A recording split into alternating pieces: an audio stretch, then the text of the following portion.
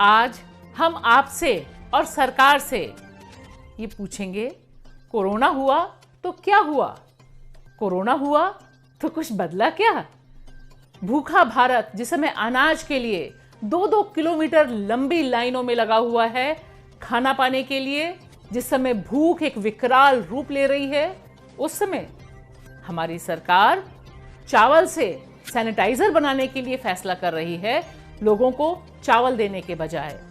जिस समय देश कोरोना संकट में है और सारा तंत्र लगना चाहिए उससे बचाने के लिए, उस समय हमारा तंत्र एक्टिविस्टों, छात्र नेताओं को यूएपीए जैसे काले कानून की गिरफ्त में पकड़ने के लिए पूरी जोर शोर आजमाइश कर रहा है। जिस समय कोरोना का संकट है, उस समय हमारे प्यारे भारतवासी सीवर और सेप्टिक टैंक में अपनी जान दे रहे हैं, उनको मारा जा रहा है। हमारा सवाल बहुत सीधा सीधा, कोरोना हुआ तो क्या हुआ?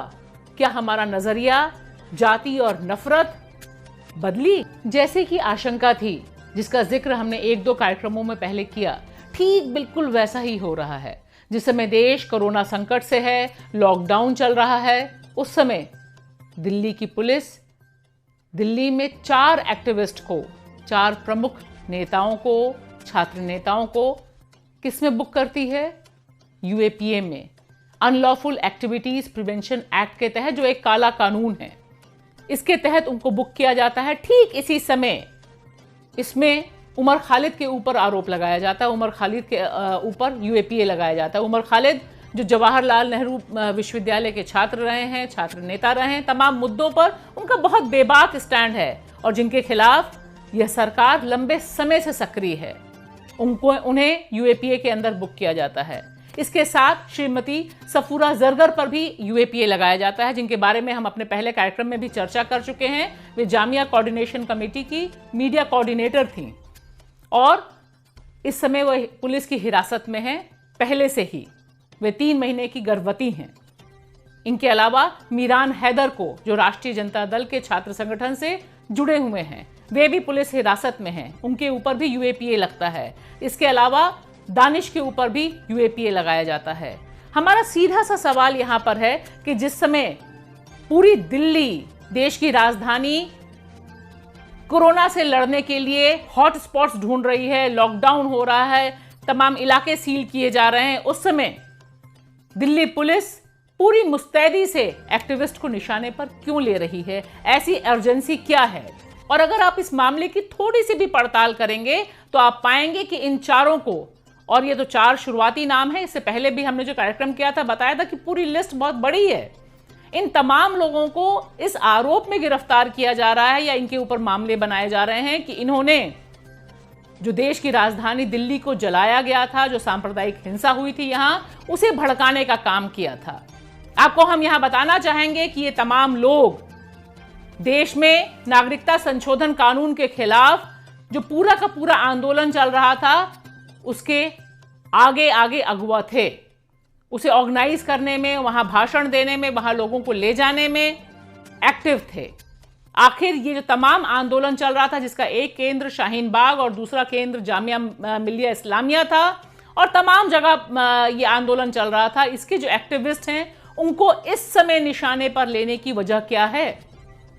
इसीलिए हम ये जानना चाहते हैं कि ये जो विडंबनाएं दिखाई दे रही हैं इस समय, इसके पीछे वजह क्या है? और ठीक यही सवाल इन गिरफ्तारियों या इस जो विच हंटिंग चल रही है एक्टिविस्ट की, ये सवाल देश के प्रबुद्ध नागरिकों ने, बॉलीवुड के कुछ एक्टर्स, फिल्म निर्माताओं, तमाम लोगों ने एक खुले पत्र में उठाई है और सरकार से यह अपील की है कि इस संकट के समय छात्रों को, छात्र नेताओं को टारगेट करना बंद करें।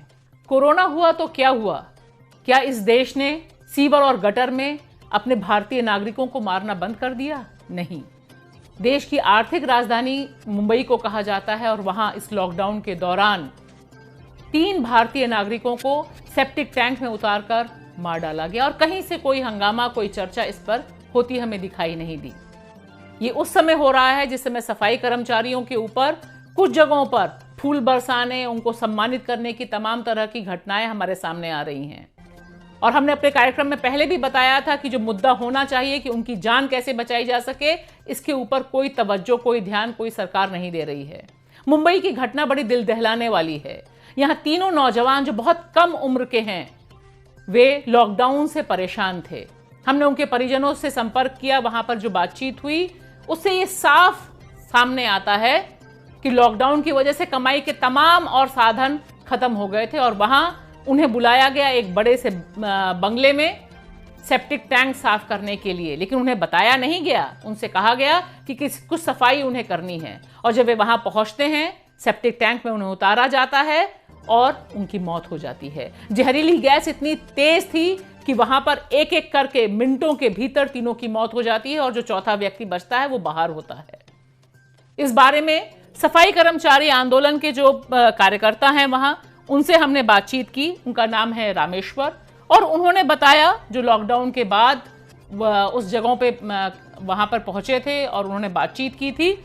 उन्होंने बताया कि ये तमाम लोग जो तीनों के तीनों हैं, ये बेहद गरीब और बेहद परेशान थे। इनके पास, इनके घरों में अनाज तक नहीं मौजूद था और उनके परिजनों की जो फोटो आपको इस समय स्क्रीन पे दिखाई दे रही होगी, आपको खुद ही उनकी स्थिति का अंदाजा इससे हो जाएगा। कुछ हमें कहने की ज्यादा जरूरत नहीं है। यहाँ पर इन तीनों के जो नाम हैं, वे एक तेजस हैं जो 28 साल के हैं, जैनेन्द्र प्रकाश हैं जो करीब 24 साल के हैं, नयन हैं वो भी 24 साल के हैं, यानी 24, 28, 29 ये जो नौजवान थे ये काम की तलाश में थे। और जो हमारी जातिगत व्यवस्था है वो किस तरह से इंसानों को गटर में डालती है, इसकी लंबी कहानी है, लंबी दर्द भरी दास्तान है। देश की राजधानी दिल्ली में भी इसी लॉकडाउन के दौरान एक व्यक्ति की जान गई थी, उसे मार डाला गया था। इस बारे में हमने बातचीत की सफाई कर्मचारी आंदोलन के नेता बिजवाड़ा विल्सन से। मुंबई और दिल्ली पे अभी सीओ पे मौत होगा लॉकडाउन के बाद, ये विषय पे कोई बात ही नहीं कर रहा है, कहीं खबर भी नहीं आ रहा है। अभी देश पे हर दिन छोटा बच्चे का भी पूछो कोरोना से कितने लोग मौत हो चुका, गिन के मिनट पर क्षण पर डेटा दे रहा है। 2000 लोग ये देश का नागरिक गट्टर का अंदर मौत हो चुका। प्रधानमंत्री से लेके मुख्यमंत्री तक सबका बोले तो आज तक ये विषय पे कोई भी एक कार्रवाई क्यों नहीं लेते हैं। सर सारे अभी कोरोना आ रहा है, सबका घर का अंदर घुसा के इतने होगा, बट सफाई कर्मचारी मौत हो तो क्यों एक कार्रवाई भी नहीं लेते हैं। मतलब क्या है, ये सारे लोग हैं अछूत हैं, वो मर जाए तो हमारा का कोई चिंता नहीं, ये संदेश दे रहा है प्रधानमंत्री और मुख्यमंत्री। ये विषय पे बिल्कुल प्रधानमंत्री, मुख्यमंत्री, महाराष्ट्र का मुख्यमंत्री और दिल्ली का मुख्यमंत्री बिल्कुल एक संदेश देना ही पड़ते हैं कि तो हर इंसान का जीने के हक है, हर इंसान का जान है, सम्मान है, कोई ऊंच नहीं, कोई नीच नहीं है। यह विषय बहुत इंपॉर्टेंट है। अभी नया से पता चला तमिलनाडु पे और अन्य राज्यों पे सैनिटेशन वर्कर का भी कोरोना डिसीज अटैक हो गया, अफेक्ट हो गया।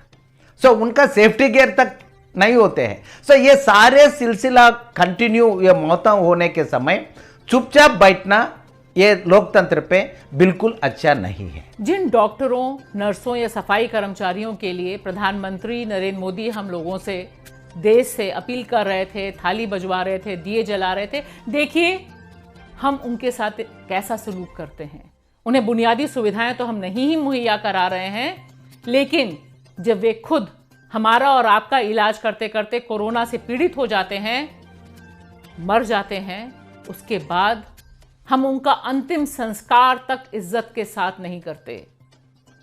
जो घटनाएं सामने आ रही हैं वे बताती हैं कि इस कोरोना संकट ने इंसानियत को कितना ज्यादा तार तार किया है। यहां हम हिंदू मुसलमान की भी बात नहीं कर रहे हैं, क्योंकि सब्जियां तो हिंदू मुसलमान हो चुकी हैं, लेकिन आप देखिए जो डॉक्टर इलाज करते हुए मारे जा रहे हैं। और इसका जो सबसे दिल दहलाने वाला अभी उदाहरण हमारे सामने आया है, जो घटना हमारे सामने आई है, वो चेन्नई से आई है, जहां डॉक्टर सीमेन जो अंतिम दिनों तक बीमार पड़ने के बावजूद अपने मरीजों का इलाज कर रहे थे, जब उनकी मौत होती है उसके बाद उन्हें गाड़ने के लिए जब लोग ले जाते राजनीति के हैं, आंगन तो से अंतिम संस्कार जुर्म करने की के लिए दुनिया ले तक, जाते हैं। ग्रामीण इलाकों से शहर की गलियों तक, प्रदेश की हर छोटी बड़ी खबर से वहां पर लोग, आसपास के लोग हमला बोल देते हैं एम्बुलेंस पर, उनके परिजनों पर, उनके डॉक्टरों पर जो उनके साथ गए हुए हैं।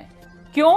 क्योंकि यह अफवाह फैली हुई है कि अगर किसी कोरोना पीड़ित को दफनाया जाएगा तो वहां से कोरोना आसपास फैल सकता है, जो पूरी तरह से 100% अवैज्ञानिक है। लेकिन हमारी व्हाट्सएप यूनिवर्सिटियां लगातार ये अंधविश्वास फैला रही हैं और इसका शिकार देश के तमाम बड़ा पैमाने पे लोग हो रहे हैं। जो डॉक्टर के मित्र हैं, जो परिवार वाले हैं, जो बहुत मुश्किल हालात में उनको दफनाते हैं किसी भी तरह से पुलिस की मदद लेकर, लेकिन वे रोते हुए बताते हैं कि ये अगर हाल होगा डॉक्टरों का तो किस तरह से वो मदद कर पाएंगे।